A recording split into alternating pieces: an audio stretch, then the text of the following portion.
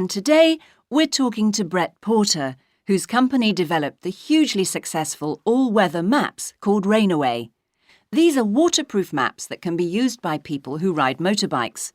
Brett, welcome to the programme. Thanks. You actually invented Rainaway. How did that come about? Well, anyone, like me, who rides a motorbike, understands the problem of ordinary maps falling to pieces when it's raining or windy. There are 3 million bikers just in the UK who I knew would be willing to pay for a solution to this problem. Nobody had ever produced something like Rainaway. I'd assumed it couldn't be done, that the costs were too great. But I was disappointed that my needs as a consumer weren't catered for, and people I knew kept encouraging me to develop and produce it as a business. Was establishing the company difficult?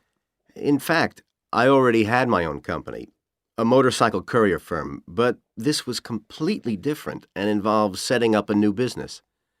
What I'd learned about pricing didn't seem to apply. I'd never dealt with a product as such, but I knew I understood the market better than most. If I could make the product, I'd be meeting a demand. However, knowing where to sell and how to get it into the shops was another matter. I see. But I was convinced the business would grow fast. I even entered the European Awards scheme for ideas for business startups. It had a first prize of 100,000 euros worth of software from Kroner Consulting.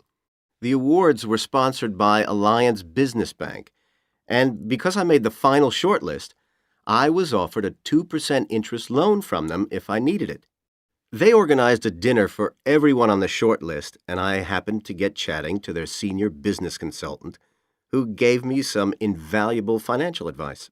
It really helped get me started. Did you do any trial production of the maps? Yes, I knew what they should look like. A strong cover and small enough to flick through quickly.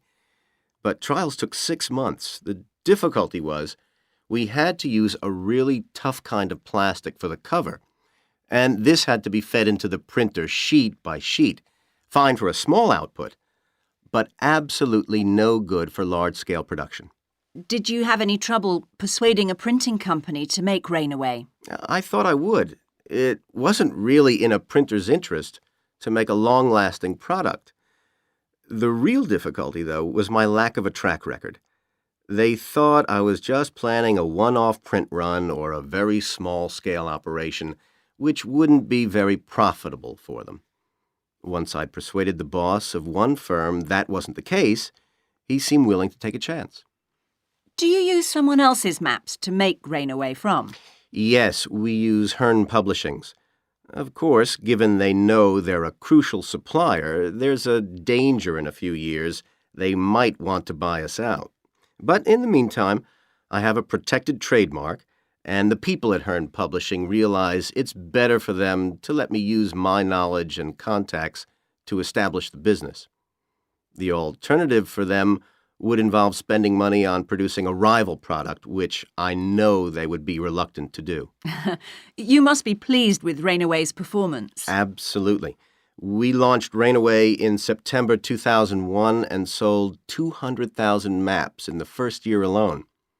In the last couple of years, the company turned over in excess of £700,000, our best result so far, which isn't bad when you consider our maps retail at £10 to £24 each. Very impressive. What's next for Rainaway? Do you plan to extend your range? I already have plenty of other ideas for the longer term, but that's all I can say for now. I've been devoting a lot of time recently to facilitating expansion by setting up a call center to deal with mail order sales. That's just opened with a staff of 25. I now need to concentrate on our advertisements. They've been very popular so far, but it's tough coming up with new ideas to continue to attract attention. I wish you luck.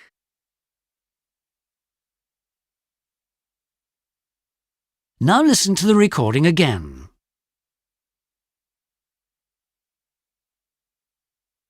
That is the end of part 3. You now have 10 minutes to transfer your answers to your answer sheet.